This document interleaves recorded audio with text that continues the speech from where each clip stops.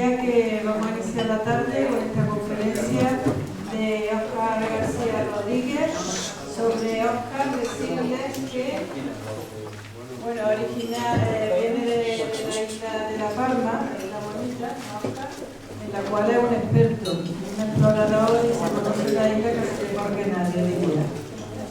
Y ha trabajado como monitor, profesor, proyector de escuelas talleres enfocados al desarrollo socioeconómico en la isla de La Palma. Ha sido director y presentador de diversos programas de radio y redactor en distintos medios escritos. Autor de Historias del Espiritismo en las Islas Canarias, un libro muy interesante que lo tenemos ahí en el stand, y Bibliografía Espiritista Española, 1857-1936. Tuvo la generosidad de dejarlo en nuestras manos para hacer su primera edición. Un libro que contiene, es el único ahora mismo que contiene una información tan exhaustiva de la época del espiritismo español, entre esas dos fechas. Y para los estudiosos e investigadores diría que un libro que no puede faltar. Así que si alguien no lo tiene, lo recomendamos porque es súper interesante. Y además decirles también que Óscar es el presidente del Grupo Espírita de la Isla de La Palma, que organizan una jornada maravillosa a 1 de octubre, que yo desde aquí os invito y os animo a que vayáis todos los años, porque se disfruta muchísimo. De Óscar también decirle que, bueno, es de la familia, que fue uno de los miembros fundadores de AIPE, fue su primer secretario. De hecho, el cartel, la primera cartelería y el logo de AIPE fue su diseñador y le tenemos pues muchísimo cariño. Es un erudito en los temas que trata y, bueno, el título de la conferencia de hoy, como veis, está muy sugerente, sobre el origen de todo. Respuestas trascendentes para preguntas esenciales. Así que dejamos a Óscar para que nos explique sobre todo esto, que tan importante y tan trascendental es. Muchas gracias, Óscar.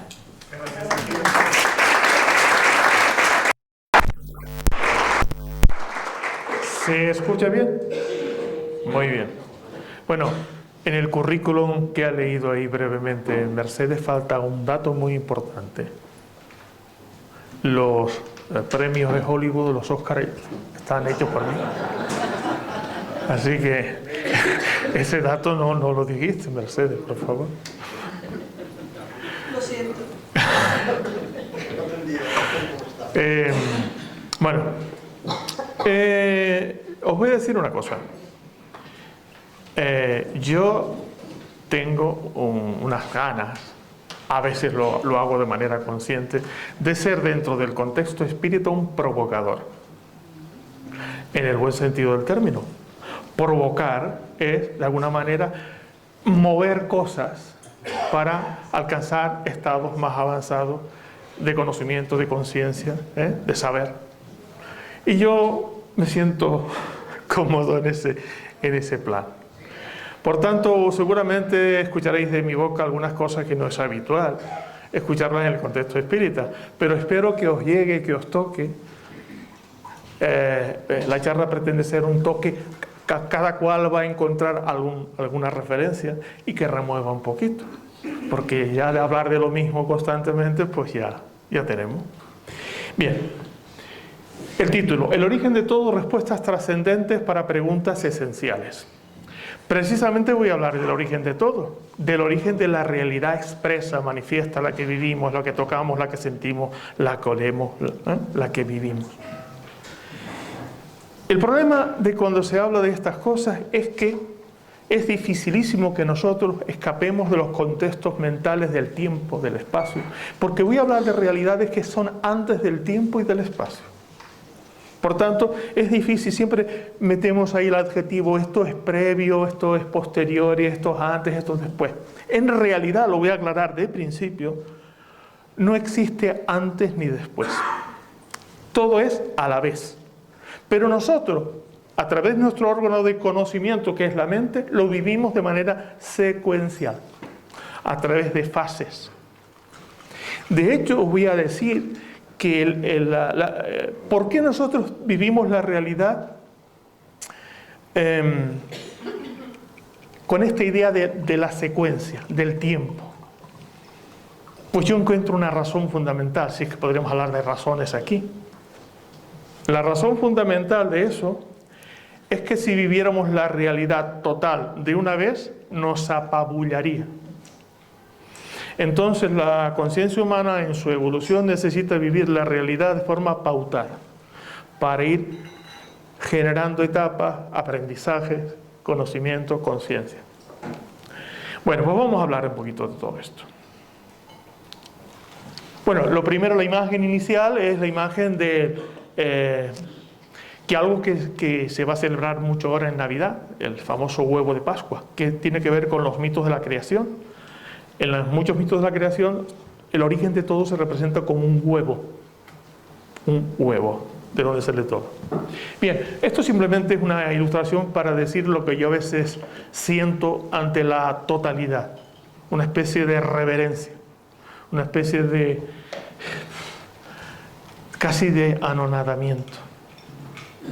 Por eso digo abajo que en el vacío todo cabe y en el silencio todo se escucha. Tenemos que regresar hacia el vacío, porque es de donde venimos, para ser capaces de contenerlo todo en nosotros y expresarlo todo. Bueno, lo somos ya, pero no somos conscientes. Y tenemos que conseguir el silencio, esa cosa que tantas escuelas de ciencias espirituales hablan de que tenemos que volver al silencio. Y les digo que el silencio es una sola cosa. El silencio es cuando la mente se calla. Ese es el famoso silencio. Y la mente se calla a través del equilibrio de nuestra vida, a través del equilibrio emocional. Porque las emociones son el combustible que activa la mente. Y cuando nosotros entramos en calma, en paz, en tranquilidad, la parte emocional se tranquiliza, no tiene combustible la mente y deja de estar esa mente constantemente danzando, que es lo que... Yo recuerdo un compañero maravilloso, muy querido, que ya nos dejó hace un tiempo en el Grupo Espírita de La Palma, dice: la cosa que más difícil me fue a mí, decía él, es a callar esto, a callar la mente. Señalo aquí, pero la mente no está aquí. Esta es la expresión física de la mente. Bien, seguimos. Yo soy consciente de que la manera que tengo a veces de abordar a unos temas me aboca a algo que yo llamo un poco la soledad mental. Me evoca un poco a la soledad mental, pero yo es una cosa que asumo como digo ahí, deportivamente.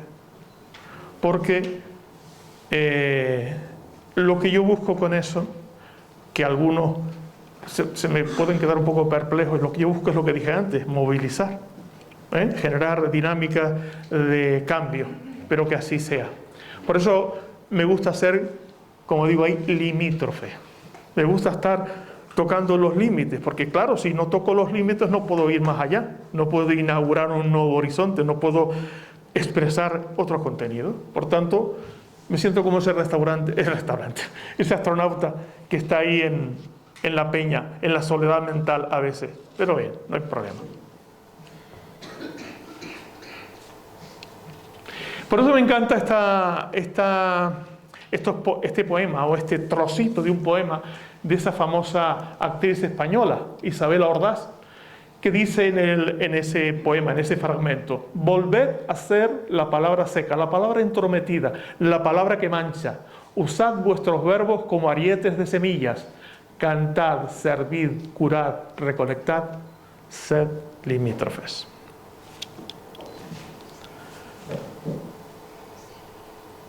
Isabel Ordaz, muy conocida, tiene una serie y lleva un montón de años en televisión española. Bien, pues empecemos como debe ser, por el final, ¿verdad? Eso es lo lógico, ¿no? Esta exposición, como digo ahí, es un intento de aproximarnos a realidades sobre las que es muy complicado hablar.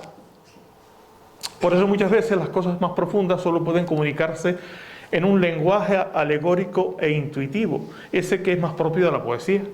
No obstante las dificultades, voy a empezar de una manera original. Quiero comenzar por una conclusión, y la conclusión es esta: todo tiene un origen, pero nada hay que tenga un principio. Desglosaremos el significado de esta afirmación en la charla. Quiero empezar con un fragmento del mito de la creación de los más antiguos que hay en la humanidad, que aparece en el Rig Veda. Rig Veda, como sabéis, es el texto fundamental que da origen a la religión védica en la India. Estamos hablando del segundo milenio antes de Cristo. Y en ese, es más largo, yo solo he puesto este fragmento, y dice así: no había inexistencia ni existencia entonces. No existía la atmósfera ni el cielo que está más allá. ¿Qué estaba oculto? ¿Dónde? ¿Protegido por quién? ¿Había agua allí insondablemente profunda? No había muerte ni inmortalidad entonces. Ningún signo distinguía la noche del día. Uno solo respiraba sin aliento por su propio poder. Más allá de eso, nada existía. En el principio la oscuridad escondía la oscuridad. Me encanta esa frase. Todo era agua indiferenciada, envuelto en el vacío. ¿Quién sabe realmente? ¿Quién puede proclamar aquí de dónde procede? ¿De dónde es esta creación? ¿Esta creación de dónde surgió? Quizás fue producida o quizás no. El que la vigila desde el cielo más alto, él solo lo sabe.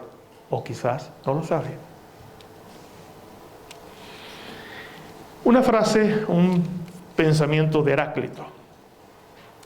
Estamos hablando del siglo VI antes de nuestra era. Dice: este cosmos, que es el mismo para todos, no ha sido hecho por ninguno de los dioses ni de los hombres, sino que siempre fue, es y será un fuego eterno y vivo que se enciende y se apaga obedeciendo a medida. Heráclito de Éfeso. En la larga conversación que tuvimos con Roberto y Tamara, puesto que he venido con ellos desde Madrid a Jaén, hablamos de estas cosas. Y les contaba que yo tuve un buen amigo mayor que fue para mí en parte un maestro de muchas cosas. Y él decía siempre: todo se reduce a esto. Y así. Ahora adivina lo que es eso, ¿no? Todo se reduce a esto. Pues él estaba hablando de esto, de que la realidad es algo que se crea, se diluye y se recrea instantáneamente. La realidad no es algo que se ha creado y permanece. Es como un corazón, un proceso latiente, pero es a tal velocidad que nosotros no nos damos cuenta. Todo es esto. ¿Tiene algún sentido que nos preguntemos sobre el origen de todo? Parecería que sí, viendo la importancia que de las grandes culturas del pasado dieron a ese hecho, a esa posibilidad, a esa respuesta, o a conocimientos que fueran en dirección de dar respuesta a esa pregunta. Y también tiene que ser algo importante, puesto que la ciencia actualmente es uno de sus principales objetivos: averiguar el origen de todo y cuándo. Pues ahí tenemos las teorías sobre el origen del universo, del Big Bang y otras, no solamente es esa. Por tanto, sí, debe tener una importancia. Veamos algunos de esos mitos que nos hablan del origen de todo, de que nos llegan del pasado. En Egipto tenemos que en la ciudad de Heliópolis enseñaban que en el principio del tiempo tan solo existían inmensas masas de aguas turbias cubiertas por absolutas tinieblas.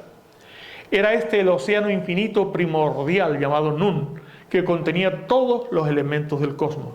En Mesopotamia cuentan que el universo apareció cuando Namu, un abismo sin forma, se abrió a sí mismo y en un acto de autoprocreación dio nacimiento a An, dios del cielo, y Aquí, diosa de la tierra.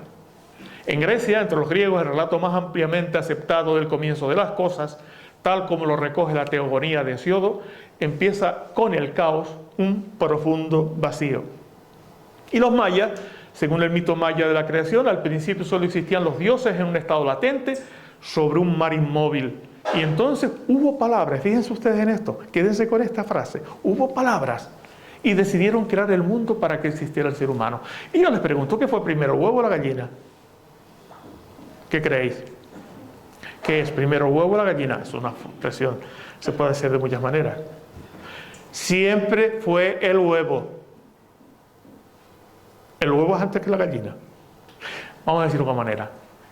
El origen de todo está en un, entre comillas, huevo que contenía todas las posibilidades y que se abrió y creó el universo. Siempre es el huevo. Diferentes expresiones que encontramos en los mitos que hablan del origen de todo. El abismo sin forma, el océano infinito primordial, el caos, el profundo vacío, el mar inmóvil, las aguas primordiales, el huevo de la creación, el océano sin orillas, la santísima efusión, Brahman, el Tao, la unidad, el uno o el logos envolvente y ubicuo de Heráclito. Son, entre otras, algunas de las designaciones con las que el ser humano se ha referido en diferentes tradiciones, mitos y enseñanzas filosóficas al ser, al espíritu, a la conciencia. Es lo mismo. Hablar de ser, hablar de espíritu, hablar de conciencia es lo mismo. Hoy nos llegan expresiones más modernas, desde la física, que señalan a eso mismo. Y ahí sí se habla de vacío cuántico, orden implicado y también singularidad, refiriéndose con tal término al punto de densidad infinita, considerado el origen del cosmos en la teoría del Big Bang. Algunas cosas, textos significativos que nos llegan de diferentes tradiciones. En el Rig Veda, ese ya estamos hablando 2000 años antes de nuestra era, dice allí: Ululu como el viento en toda forma, designo cada tiempo y su lugar. Tiempo, lugar, ¿de qué está hablando? Tiempo y espacio. De toda vida y soplo me hago dueño en el cielo, en la tierra y más allá. ¿Quién sabe a dónde llega mi grandeza? Y en el Evangelio de San Juan, en la Biblia, dice: en el principio era el verbo, y el verbo era con Dios, y el verbo era Dios. Este era en el principio con Dios. Todas las cosas por Él fueron hechas, y sin Él nada de lo que ha sido hecho fue hecho. El verbo. ¿Acordáis de que antes os señalaba que fijarais en el... Bueno, hay dos. Ululo, sonido. Los dioses dijeron palabras, el verbo. Y en ahí nos encontramos a lo mismo. Están hablando de lo mismo, ¿eh? Y Ibn Arabi. Quien habla conmigo sabe que soy un admirador de Ibn Arabi. Ibn Arabi, ¿quién fue? Un murciano del siglo XII, considerado la figura más importante de la mística islámica, del sufismo. Una maravilla de pensador. Absolutamente, para mí es imprescindible. Y dice él: todos los seres existen por efecto de la palabra de la presencia. Vamos a lo mismo. Vamos ya rodeando el proceso. Y digamos modernamente, Ilya Prigogine, físico matemático, premio Nobel de Química, decía: para conocer el universo hay que conocer su información, y su información es el sonido. Todas estas cosas que estamos hablando, todos se refieren a la vibración creadora, el sonido creador. Aquí se ha hablado de mucho esta tarde, hoy, de vibraciones, de aumentar la vibración. ¿De qué está refiriéndose? Y el doctor investigador y escritor conferencista Len Horowitz comenta: la creación de la materia tiene origen en el sonido acústico puro. Y otro de mis autores preferidos, maravillosos, un poeta extraordinario, como Walt Whitman, en su obra Hojas de hierba, dice: he oído lo que hablaban los habladores, la fábula del principio y del fin, pero yo no hablo ni del principio ni del fin. Nunca hubo más principio que ahora. Eso es cierto. ¿Acordáis? Ahora está ocurriendo el principio, ahora mismo. Pero, ¿qué os dije? El principio, el origen. Hablo de origen, yo no hablo de principio. Dijimos, todo tiene un origen, pero no un principio. Y ahora añadimos, por lo mismo tampoco tendrá un fin. Pues si hubiera principio, habría fin. Pero en el otro extremo del origen no hay fin, sino recreación, transformación, renovación. Aquí se ha hablado de que en el extremo de la muerte no está la extinción, sino está el renacimiento. En definitiva, queremos decir que todo tiene un origen dentro del proceso imparable y constante del devenir, pero este devenir no tiene principio. Y de la gran sabiduría que nos llega de diferentes fuentes orientales, pues tenemos también a el Tao Te Ching, a Lao Tse, y dice: antes aún que el cielo y la tierra ya existía un ser inexpresable. Es un ser vacío y silencioso, libre, inmutable y solitario. Se encuentra en todas partes y es inagotable. Puede que sea la madre del universo, no sé su nombre, pero lo llamo Tao. Si me esfuerzo en nombrarlo, lo llamo grande. Es grande porque se extiende. Su expansión le lleva lejos, la lejanía le hace retornar. Expansión, le lleva lejos. Retorno, vuelve, se expande, vuelve, se expande. Creación sin principio ni fin, constante. Y Chuang Tzu, también el taoísmo chino, maravilloso autor, dice: el origen de todo es la unidad. El origen de todo es la unidad. La unidad es el ser, es el espíritu, es la conciencia. La palabra nada proviene de nata, que significa nacer.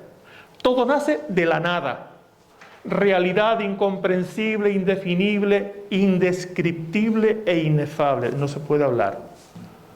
Esa nada es la fuente divina, Dios. El primer hijo de la nada es el vacío, que el místico sufí Ibn Arabi designa con la expresión santísima efusión. Cuando Ibn Arabi habla del origen de todo, habla de que lo primero que se origina es la santísima efusión. Y cuando ve, dice, ¿y qué dice de la santísima efusión? Dice que es la suma de todos los posibles. Esa es la expresión que él usa. La suma de todos los posibles. Ahora, nosotros, espíritas o afines, pensemos, ¿dónde está la suma de todo lo que es posible que exista? En el espíritu. Está hablando de lo mismo. Y a esa suma de todos los posibles, a esa santísima efusión, la llama él un océano sin orillas. Por tanto, la existencia no es más que la exteriorización de esas posibilidades adoptando una expresión dimensional. ¿Qué significa que algo es dimensional o que tiene dimensión? Que puede ser medido, que puede ser distinguido de otra cosa. Cuando algo adquiere, algo que no tiene dimensión, adquiere dimensiones, que puede ser distinguido, que puede ser medido, que puede ser diferenciado.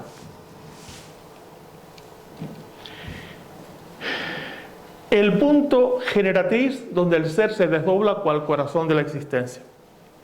Os digo que toda forma de existencia, toda, empezando por la partícula más pequeña hasta galaxias, todo, tiene un núcleo. En su centro tiene un núcleo. Tiene algo así equivalente a un corazón, a un punto generador, a un punto generatriz. Ese punto generatriz que está en el centro de toda realidad, desde la partícula más pequeña que puede existir hasta la expresión más grande, es, por decirlo así, el punto de unión de la existencia con su fuente. ¿Vosotros creéis que nosotros estamos desconectados de nuestra fuente? No. ¿Y cómo estamos conectados? Porque somos una expresión de la fuente, pero a su vez tiene un centro. Cada expresión tiene un centro. Ese centro está en nuestro propio centro. ¿Cuál es el centro físico del punto de conexión con la fuente, con lo divino, con el mundo divino? En nosotros, en lo físico, nuestro corazón. Ese es el punto de conexión. Ibn Arabi, cuando habla del corazón, dice que es el punto donde se dan las epifanías divinas. ¿Qué son las epifanías? Las epifanías son la exteriorización de Dios en la vida. Cuando nosotros evolucionamos, aumenta nuestra vibración interna y el corazón, que es el punto de contacto con la fuente divina, a través del corazón aparecen las efusiones divinas, aparecen las epifanías. Y Ibn Arabi habla de que cuando a través del corazón aparecen las epifanías, y las revelaciones de nuestra fuente, a través del corazón, adquieren coloraciones particulares. ¿Esas coloraciones qué son? Las que luego se trasladan a nuestra aura. Cuando evolucionamos, el corazón es capaz de recibir una vibración más alta, cambia la coloración que recibe, se producen epifanías, que las epifanías no solo son colores, son maneras de comprender, de sentir, de percibir. Pero es que además todo ese corazoncito que está en nuestro centro aquí, pero está en cada una de nuestras células. En su centro existe un pequeñito corazoncito. Y cuando veis ahí, ese es un toroide, es la expresión de ese corazón. Tiene un punto central de donde sale hacia afuera, da la vuelta y vuelve hacia adentro. Son los dos movimientos cósmicos que están en todos los sitios. Un punto generador y un punto de retorno. Un punto de manifestación del mundo, de la realidad concreta, y un punto de retorno hacia la fuente de origen. ¿A través de qué? Del proceso de la evolución. ¿Qué diferencia hay entre lo que sale y lo que vuelve a entrar? La diferencia es la experiencia. La experiencia es aquello que nos permite, cada vez que tenemos una experiencia, yo no llamo experiencia a cualquier vivencia. Distingo muy claramente lo que es una vivencia, una simple vivencia, de lo que es una experiencia. Las vivencias son a veces repetidas, procesos repetidos, esquemas de pensamiento que se repiten y volvemos una vez. Eso no es una experiencia. Una experiencia es cuando hay punto de crecimiento.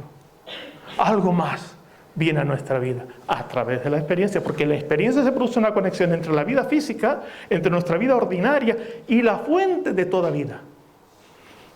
Se establece un canal y algo de allí pasa a nuestra vida y nos trae lo que más sabiduría, nos trae muchas más cosas. El toroide es el único patrón de energía o dinámica de movimiento que puede sostenerse a sí misma y está hecho de la misma sustancia que el entorno, como un tornado, un anillo de humo en el aire o un remolino en el agua. Ese es el tipo de movimiento. En él están contenidos los dos grandes movimientos, exteriorización e interiorización. Por tanto, es el origen. A veces hemos hablado en el grupo muchas veces. ¿Por qué se mueve todo? Se mueve todo por eso. Se mueve todo porque en el centro de toda realidad objetiva hay un movimiento. Y como está en todo, traslada el movimiento a todo. Todo se mueve por eso. Está surgiendo desde la fuente la realidad, está volviendo a la fuente la realidad a través de la experiencia, a través, por tanto, de la consciencia. Por tanto, dice Walt Whitman en Hojas de hierba, impulso, impulso, impulso, siempre el impulso generador del mundo. Por tanto, en el centro de toda realidad está ese corazoncito, creando y provocando una vuelta sobre sí mismo. Diferentes expresiones de ese corazón, está en todo. El toroide, luego hablaremos de eso, en el centro de los átomos, en nuestro ADN, que es un ADN, el ADN es una doble hélice. Si nosotros extendemos el toroide es una doble hélice. Si abrimos el corazón, que fue un médico español catalán el que descubrió la arquitectura del corazón humano, es una doble hélice muscular. Ahí se ve, en el centro de la Tierra. Antes de venir a esta charla me tropecé con una noticia científica que han descubierto que el centro de la Tierra no es como se pensaba, una especie de masa redonda ahí. Es un donut, es un toroide. La palabra sánscrita kendra significa centro y se emplea indistintamente para referirse al corazón. Según las enseñanzas sagradas del hinduismo, en el centro de toda realidad existe un no creado. Y allí tiene lugar la eterna danza de Shiva, que origina, mantiene y renueva sin parar el holoverso. Bueno, vamos a pasar rápido por esta explicación. Eso que veis abajo son dos ilustraciones. La primera de ellas, esta primera, apareció en un libro de este señor, Edwin de Babbitt, un espiritista norteamericano, en un libro que se llamó Los Principios de Luz y Color. Según las investigaciones espirituales, ahí en el centro de toda realidad, expresada, manifestada, había una estructura así compleja, con una doble corriente de fuerzas, una entrante y otra saliente. Años después, la escuela teosófica, a través de un gran medium vidente como fue Leadbeater, estudiaron por su cuenta, a través de la evidencia, la estructura última de la materia, y descubrieron esto.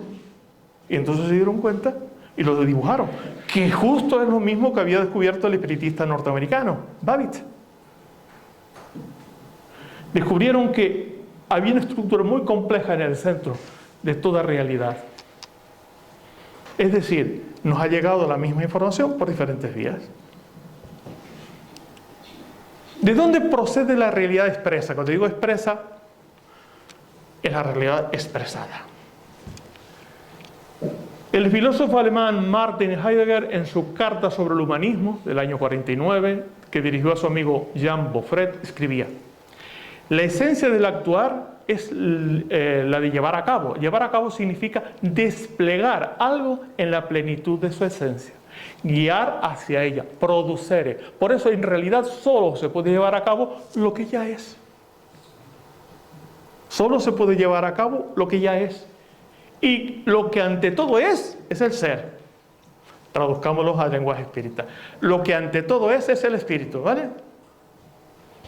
La creación es el acto por el que el ser, la conciencia del espíritu, se expresa a sí mismo como existencialidad. Existir significa estar fuera. Estar.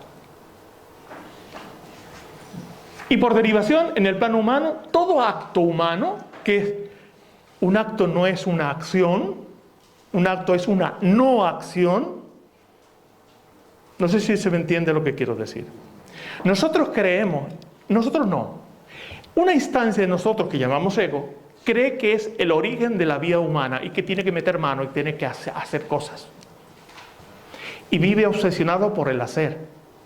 ¿Por qué vive obsesionado? Porque vive obsesionado por el control. El ego siempre está mirando al pasado para tomar referencias, proyectándose al futuro para evitar que el futuro no le sorprenda, intentando controlarlo. Y se pierde el del medio, el presente. Por eso el ego es el que está siempre haciendo cosas, haciendo acciones. Mientras que cuando uno avanza espiritualmente se da cuenta que uno no hace nada. Uno realiza, pero no hace. Y la realización, a diferencia del hacer, es un permitir que la vida fluya a través de nosotros. Cuando nosotros avanzamos espiritualmente nos conectamos con la fuente y la fuente realiza a través de nosotros con nuestras manos, con nuestra capacidad creadora. Por eso aquí se ha hablado de la voluntad como fuerza. No existe la cosa esa llamada voluntad como fuerza. Existe la voluntad como poder. El poder de la voluntad es el poder de realizar, de concretar la realidad posible en realidad concreta, en realidad existible, en realidad medible, existencial. Pero eso no es porque nosotros hagamos cosas, es porque permitimos que la vida haga a través de nosotros. Por tanto, en la evolución espiritual todo consiste en eliminar resistencias a ese fluir. Eliminar resistencias para que la realidad se haga a sí misma. Por eso la voluntad como poder, a diferencia de entender la voluntad como fuerza, no se hace, se permite. Y a veces simplemente, y ese permitir tiene que ver con eliminar resistencias de nuestra vida. ¿Y sabéis cuáles son las casi toda la vida es resistencia? Porque las resistencias son limitaciones a la totalidad para que se manifieste de manera pautada. Cuando todas nuestras emociones son resistencias a la realidad, todas. Pero las emociones van evolucionando y cada vez creciendo hacia estados superiores y cada vez son menos resistentes y por tanto, en la medida en que eliminamos resistencias de nuestra vida, la vida se expresa a través de nosotros. Oscar, ¿podría Por ejemplo, hay muchas emociones. Hay emociones bajas, por ejemplo, el miedo es una emoción baja, la ira también. Según la escala del Dr. Hawkins, que habló Mauro el otro día, su charla, o ayer. Hoy, no sé, no sé dónde estoy. Estoy en el centro y he perdido el tiempo y el espacio. Él dice, la emoción más baja de todas, de nivel más bajo, es la vergüenza. ¿Por qué la vergüenza? Porque quien tiene vergüenza es como aquel que quiere que se le aparezca un agujero negro en los pies y desaparecer. Y según vas avanzando, la ira es mucho más fuerte en poder interno que el miedo. ¿Sabéis por qué? Porque la ira nos da un suplemento de energía para romper situaciones que si no tenemos la ira no somos capaces de romper. Por eso la ira, en ciertos momentos de nuestra vida, ¿os acordáis de cuando Jesús cogió el látigo y empezó a echar del templo a los mercaderes? Es una forma de expresarlo. Y, por tanto, en la medida que nuestras emociones se elevan hasta estados superiores, por ejemplo, pongamos por caso la paz, la alegría, hemos ya pasado el nivel de la aceptación, ya no ofrecemos resistencia a la realidad. Y a partir de ese instante es como si nosotros nos permeásemos a la realidad, fuéramos más permeables. Y entonces, como ya no ofrecemos tanta resistencia, la realidad encuentra en nosotros un camino más expedito para expresar sus potencialidades. ¿Entiendes lo que quiero decir? Si yo elimino y entro en paz y no entro en una especie de rebeldía, no entro... Mi vida se convierte en como digo yo, nos hacemos transparentes a la realidad, y la realidad a través de nosotros. Y ejecuta el plan divino, vamos a llamarlo así, a través de nosotros. Bueno, luego seguimos hablando y ponemos más ejemplos.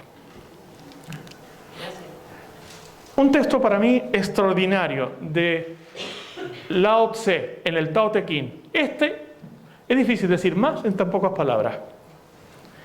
Dice en un momento dado en el Tao Te Ching, el Tao engendra el uno. Eso que pongo ahí es una representación, no se crean que eso es la imagen de la realidad, es solo una representación. Arriba estaría la fuente divina, que si ya sabéis que es la nada, es el no ser, es la conciencia pura, incognoscibilidad, inefabilidad. Eso genera el vacío, el caos primordial, caos en el sentido no de desorden, sino de totalidad de los órdenes posibles, orden infinito. El ser, conciencia, espíritu, no tiene dimensiones, es adimensional, es la unidad, el Tao engendra el uno, es la singularidad de los científicos, es la totalidad potencial absoluta. El Tao engendra el uno. El uno engendra el dos, ese vacío primordial, caos, ser, conciencia, espíritu, adimensionalidad, unidad, se desdobla en dos. Por un lado, un polo, el infinito. El infinito es el origen del espacio. En el otro polo, la eternidad. La eternidad es el polo que da origen al tiempo. Sabéis que en física no se habla de espacio y tiempo, sino habla de espacio-tiempo, porque está todo unido. Ese es el origen del espacio-tiempo y es el principio de la mente universal. Porque lo voy a decir varias veces. El espacio-tiempo es la mente de Dios. Vamos a decirlo así. Y es de donde viene, a través de una decodificación de sus códigos internos, nuestro cerebro físico. Nuestro cerebro físico es una decodificación de un nivel del espacio-tiempo. Cuando nosotros avanzamos en nuestra evolución espiritual, ¿sabéis lo primero que pasa? Hay una reordenación del sistema neuronal. La ciencia dice que se producen más conexiones entre las neuronas. Al producirse más conexiones de lo que se llama las redes hebianas de las neuronas, se capacitan para recibir más información de la mente universal. Y ahora veréis lo que pasa con la mente universal. Se decodifica más información y no se modifica. Esa información no es solo información, es capacidad de hacer o de realizar, poder, y es también más energía.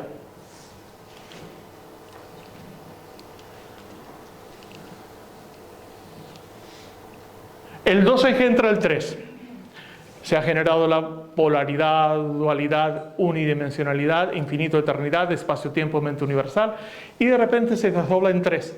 O sea, la triunidad, la triple faz del ser, al revelarse como existencia, adquiriendo dimensionalidad.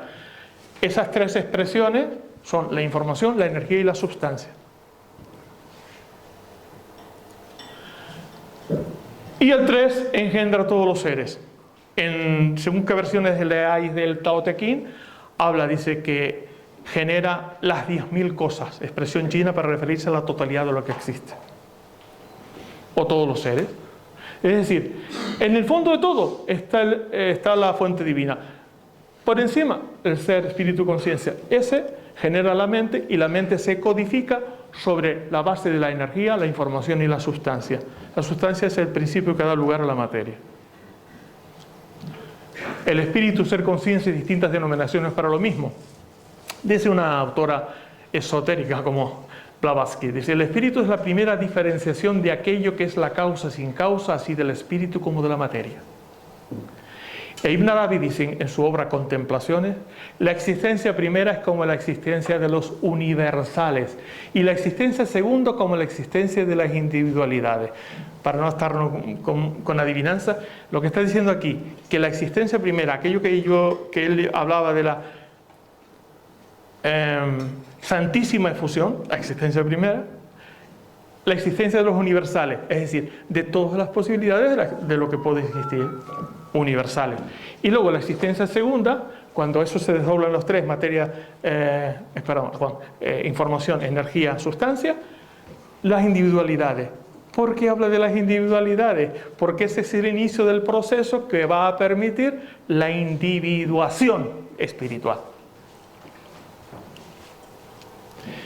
Y en los textos hinduistas, hinduistas, Brahman dice, Brahman está en todos los átomos del universo. ¿Os acordáis de lo que decía? Que todo en cada realidad existencial, de la más pequeña a la más grande, está ese corazoncito.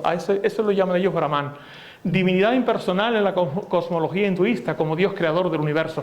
Forma parte de la Trimurti, la triada que conforman el mismo junto con Vishnu y Shiva, que según se dice surgen de un huevo cósmico, que es el espíritu, el ser, la conciencia presente con sus 3 caras en nosotros y en todo lo que existe, porque todo es emanación de esa realidad fundamental. Bueno, seguimos. Por eso esa expresión de la triunidad está en un montón de culturas, entre ellas el propio cristianismo. 3 dioses con 3 caras, o el mismo Dios con 3 caras, en todos los sitios, hasta en el pasado remoto. Es un mito muy antiguo que habla de que Dios es 3 y a la vez es uno. ¿De qué está compuesto este universo? Pues este universo está compuesto de información, energía y materia, sostenida por una vibración absoluta y constante que se genera cuando el ser, el espíritu conciencia, se vierte en el espacio-tiempo, y esa propia vibración codifica ese espacio-tiempo, creando una matriz hipercompleja con todos los tipos existibles, constituyendo la mente universal. El libro de los espíritus, en contestación a una pregunta formulada por Allan Kardec sobre la naturaleza última del espíritu, se le dijo: siendo una creación, el espíritu ha de ser algo, y es en efecto materia purificada. Por tanto, podemos darle la vuelta. Si el espíritu es materia purificada, ¿la materia es espíritu densificada o no? Vale en los 2 sentidos. Es decir, no existe otra cosa que espíritu, con diferentes expresiones. La energía es espíritu, la materia es espíritu, la información es espíritu. Y detrás de todo hay el amor exteriorizado como propósito que informa permanentemente a la existencia, que la guía constantemente. El vacío cuántico y las partículas virtuales. En la frontera entre el ámbito de infinitas posibilidades superpuestas llamado vacío cuántico y nuestro universo de cosas y seres distinguibles y mensurables, se presenta sin cesar una actividad frenética de creación de partículas virtuales a pares, importante, con carga positiva y con carga negativa, que se crean y destruyen casi instantáneamente. Una actividad que no se puede ver, pero sí detectar por sus efectos. Eso nos dice la ciencia. Bien.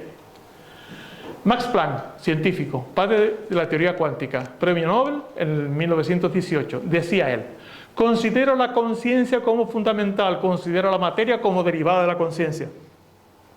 Dice lo mismo que le dijeron los espíritus a Kardec, pero con otra expresión. Y Werner Heisenberg, físico, descubrió el llamado principio de incertidumbre. Los átomos no son cosas, son solo tendencias, posibilidades.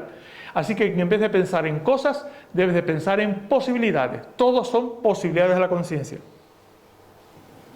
Y Ernest Pascual Jordan, matemático y físico: las observaciones no solo perturban lo medido, lo producen. Nosotros mismos producimos el resultado de la medición. Es decir, nosotros producimos esta realidad que vivimos. Y David Bohm, importante físico del siglo XX, sostenía que más allá de las leyes físicas mecanicistas propias del orden sensible, hay un orden, el orden explicado, existía una totalidad primaria, indivisible y atemporal que unifica, ordena y causa el orden explicado. Y eso que lo explica y lo causa es el orden implicado, metido. Y Bernard Haas, astrofísico, la mecánica cuántica nos está diciendo claramente que la conciencia crea la realidad. Y este señor, que es Black con de arriba, Bedral, físico, profesor de información cuántica en la Universidad de Oxford, dice que cuando se analizan las unidades fundamentales de la realidad, dice: creo que ya no debemos pensar en estas unidades como fragmentos de energía o de materia, sino que deberíamos pensar en ellas como unidades de información. Y abajo, el Donald Hutch Andrews: el universo es más bien música que materia. Ya estamos llegando al núcleo, ¿no? Todo es vibración, la que puede traducirse en energía y o información y o materia. Y recuerdo una vez más lo de San Juan: en el principio existía el verbo, vibración, música, y el verbo estaba junto con Dios, lo que antes he leído. Y también aparece en el Rig Veda: ululo como el viento en toda forma. Hay una vibración detrás de todo lo que existe. Y el matemático húngaro John von Neumann propuso una versión de la teoría cuántica en la que postula que el mundo no está construido por fragmentos de materia, sino por fragmentos de conocimiento. Y von Neumann utiliza la expresión conocimiento como sinónimo de conciencia. Por lo tanto, von Neumann nos está diciendo que todo son fragmentos de conciencia. Traduzcámoslos a lenguaje espírita: fragmentos de espíritu, expresiones del espíritu. Está diciendo eso. Por tanto, nuestro universo, el origen de todo y nuestro universo, está organizado bajo 5 parámetros. En primer lugar, es un universo dualizado. Dualizado significa que se presenta en una escala polar, entre un mínimo y un máximo de cada cosa. Cada cosa se presenta en una escala: el máximo de esa cosa y el mínimo de esa cosa, y en medio muchos grados. Es un universo cuantizado. Quiere decir que la energía en este universo está expresada en paquetes discretos. No se habla de paquetes concretos, porque los cuantos de energía no son siempre iguales, depende de qué nivel se considera, son más o menos. Por eso habla de paquetes de energía discreto. Es decir, que todo cambio, para que se produzca el cambio, tiene que haber un añadido de un cuanto de energía, hablando de energía. ¿Vale?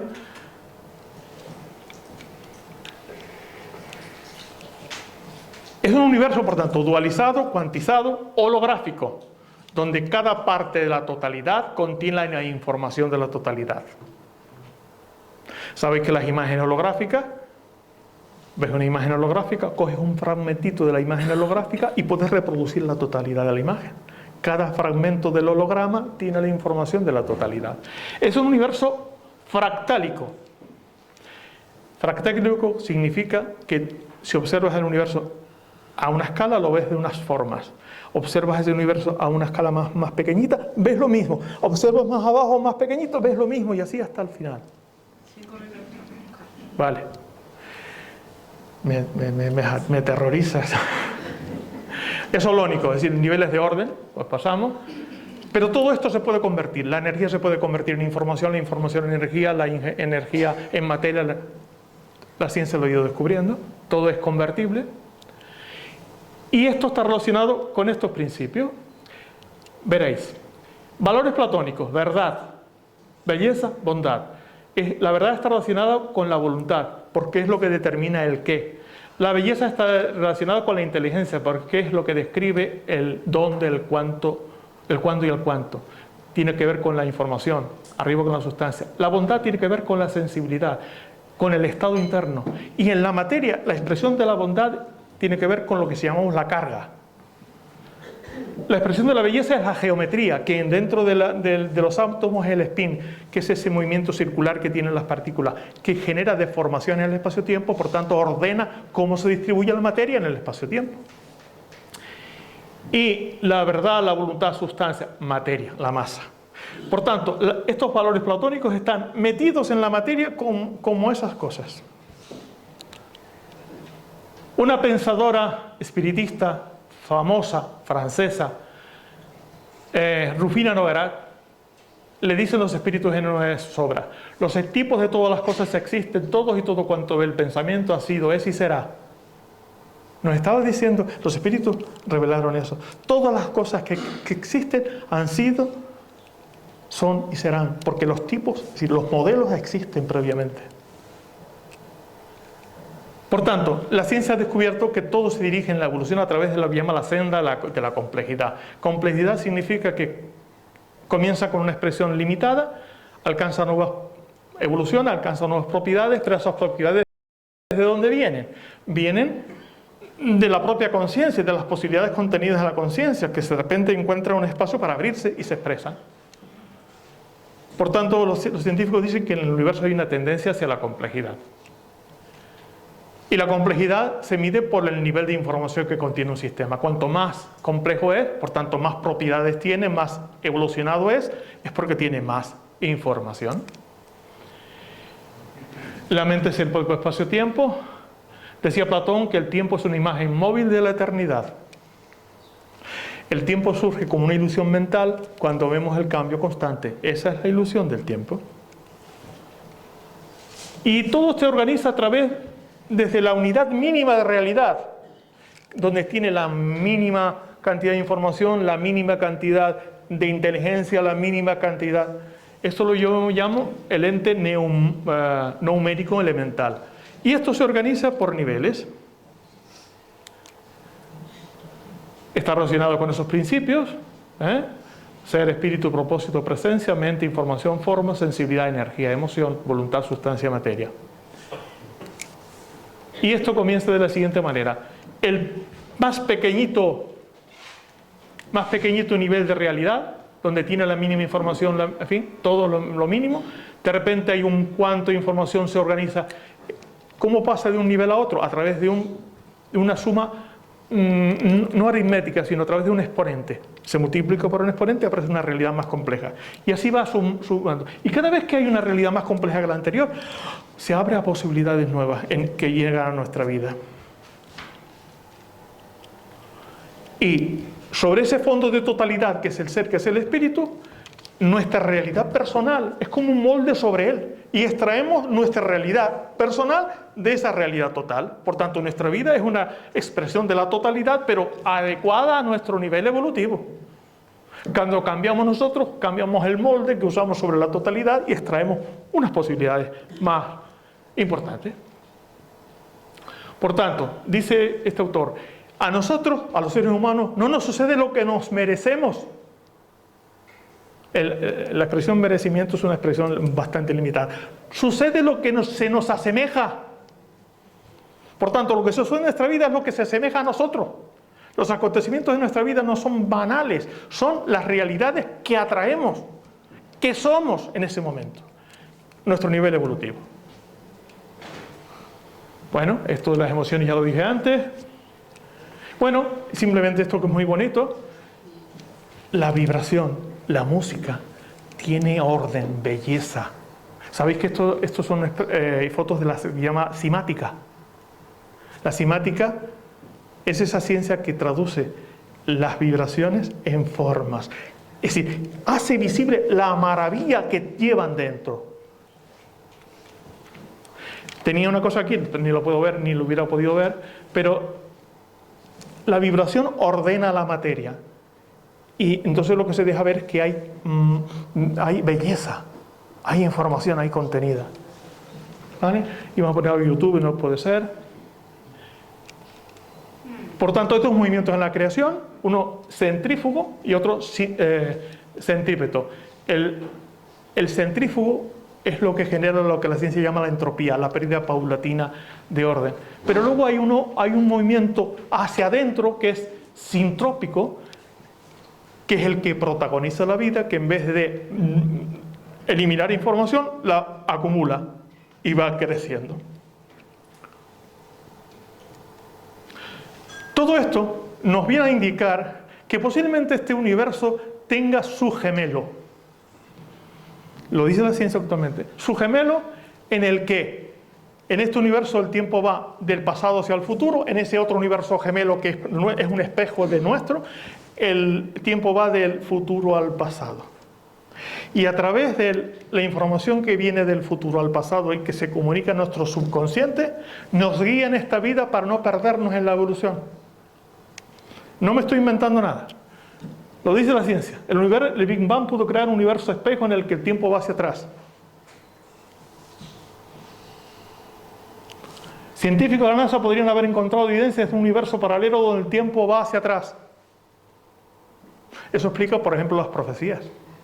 Si nos llega información del futuro, nos puede llegar información de lo que puede suceder.